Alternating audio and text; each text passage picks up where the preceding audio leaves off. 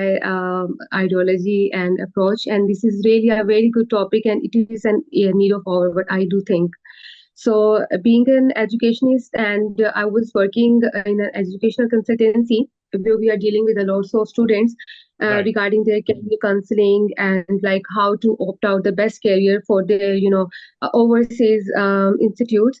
I think so. This is a different background what we are discussing before that, but I do think so. It's a very dilemma of this age that every student want to go abroad and to want to opt out something for them. They are coming to the educational consultants and they are asking them to opt out career for them. So when I see this aspect, and it's really a big dilemma that a student doesn't know even after their high schooling and even after their FSC level and A levels, student doesn't know what they want to do, what career is aligned to their interest and their skills, and what is basically their competence, that what lies behind their interest and their skills, and what did they have achieved so far.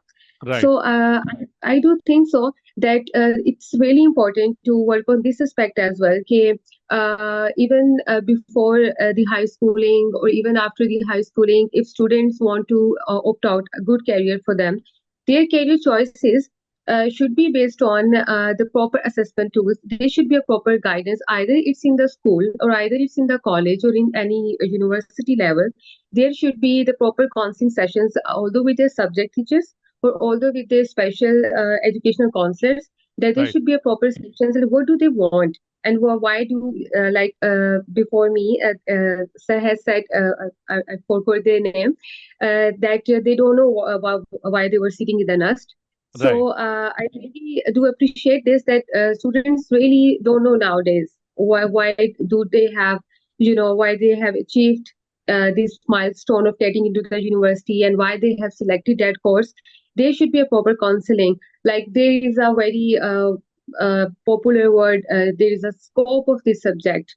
You should Right. go to the computer sciences and artificial intelligence because nowadays this is the era of technology advancements.